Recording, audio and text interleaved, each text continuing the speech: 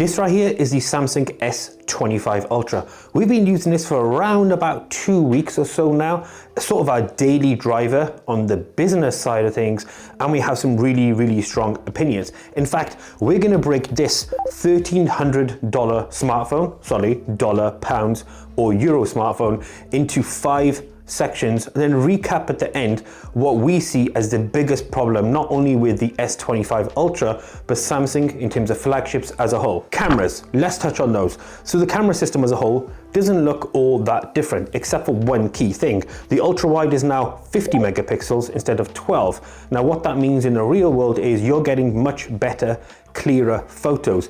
Where on the previous last year's S24 Ultra, that ultra wide did give a little bit of vignetting, a little bit of darkness in that ultra wide. Now that's not the case. You get crystal clear photos.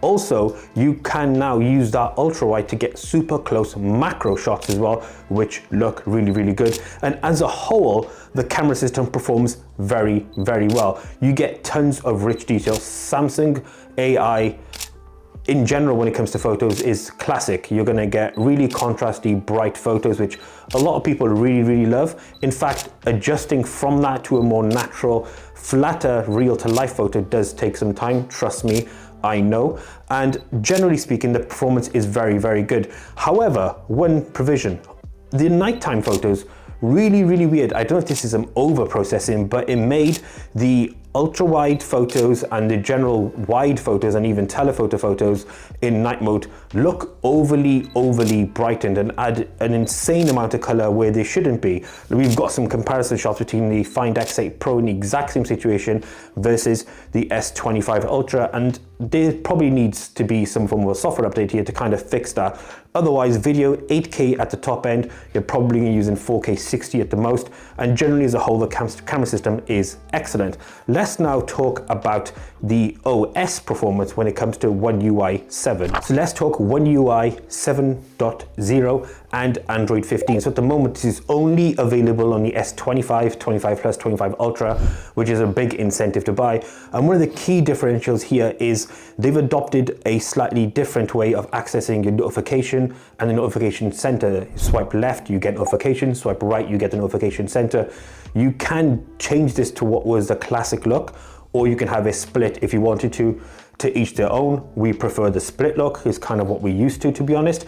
But away from that, you've got a couple of other main really big features, and they're called Now Brief and Now Bar. Essentially, Now Brief will give you a summarization of your day, what's to come during the morning, afternoon, evening, and it will adapt based on how much information you feed it. So if you want to know the weather, travel time, appointments, it will show you all those.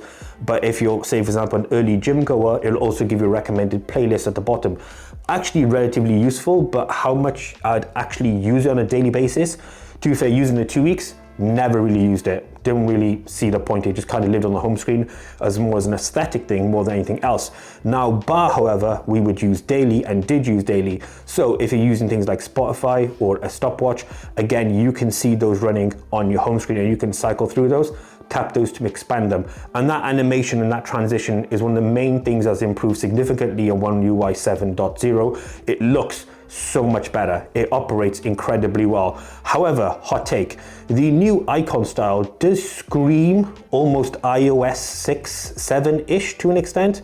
So there's that one little downside, but overall the improvements in terms of UI are excellent. It runs butter smooth, has tons of really great features, and those icon redesign and a new style are very Google-esque, but also it means you get a really fast operating system as well. Now moving off from that, let's talk about what powers the actual UI, the cameras in terms of AI as well, and that's the Snapdragon 8 Elite chipset. So that Snapdragon 8 Elite chipset, now we're going to compare it to the standard 8 Elite, because this chipset that lives in the S25 Ultra is custom built for the Samsung S25 series. So it's the Snapdragon 8 Elite for Galaxy. The for Galaxy bit sounds very natural and not put on at all. Mega lols. Anyway, moving on.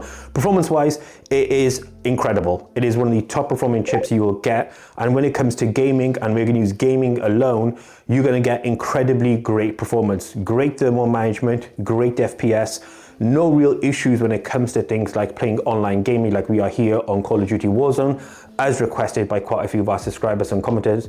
Test it on Call of Duty Warzone moving forward. and we always do what we're happy to accommodate what our subscribers ask us to do. So Call of Duty Warzone runs really, really well. I am a terrible gamer, just gonna tell you right around, but in terms of SPF, low FPSs, load times, interactions, any lag, etc., all of it runs incredibly well. And in addition to that, at no point during this gaming experience across these two games, because it was also testing it in Need for Speed, did it feel like it got hot at all. So the thermal management, the cooler inside here, I believe is around about 40% larger than last year's 8 Gen 3 on the S24 Ultra, has made a significant difference. And even when you're extreme testing this on 3D Mark, using the 20 sort of cycles of 3D Mark, it still doesn't feel, it got hot, but didn't feel overly warm, which is an excellent indication as to how this chipset has performed in the S25 Ultra. But how does it compare side by side against something like an 8 Elite in a OnePlus 13? Now there are minor differences. Having used a OnePlus 13 fairly regularly and still have one, I would say the differences on a day-to-day basis are almost irrelevant. You're not going to see a big difference. However, that 8 Elite processor in the S25 Ultra is an excellent addition. Also, that 8 Elite helps power another component as well as the cameras, and that is the AI inside the S25 Ultra. Samsung has always been at the forefront of when it comes to AI. They are leaps and bounds ahead of pretty much everyone else in the industry, so it's down to others to catch up. And one of the main features that was used last year was circle to search. Now this is obviously available to pretty much any smartphone manufacturer in the world, and it was used on pretty much every single phone that comes out or came out, from your $200 phone all the way up to your $1,500, $1,800 Fold 6s.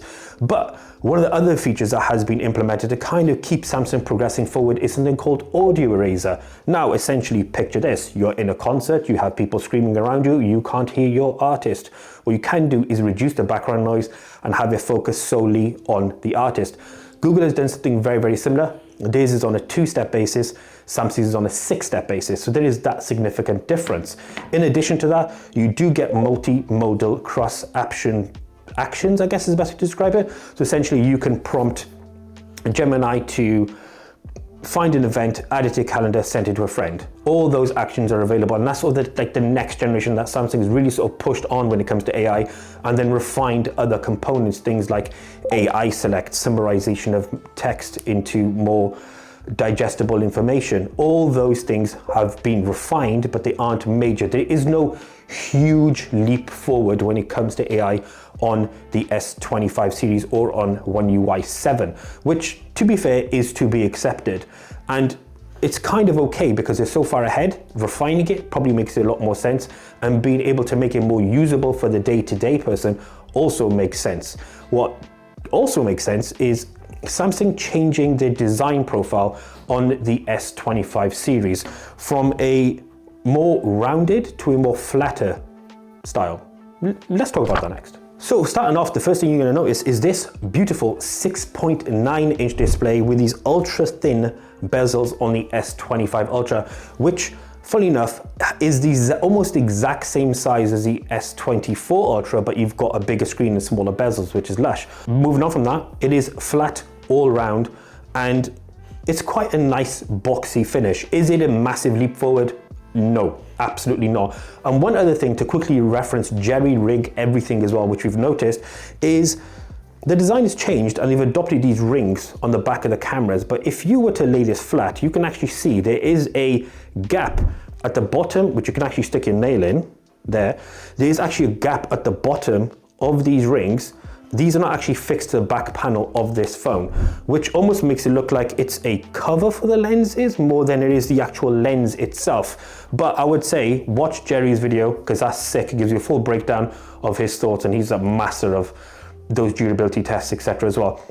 Overall, the design profile is very good. Let's talk about the display a bit more in detail. You get 2600 nits of peak brightness as well. So when it comes to watching any of your content or your video, it's going to look absolutely stunning.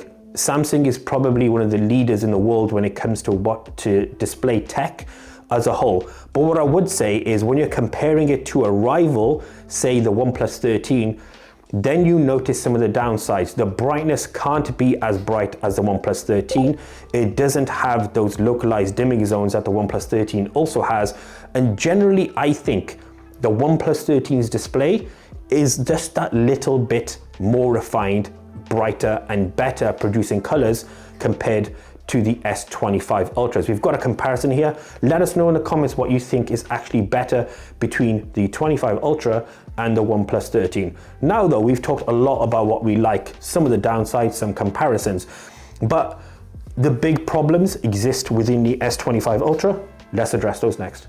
The S25 Ultra looks great, feels great, but one of the biggest problems with it is it just screams a lack of innovation. Generally, most reviewers out there and most people who've had hands-on will tell you right away, if you have an S24 or an S23, probably don't bother upgrading because the differences aren't huge.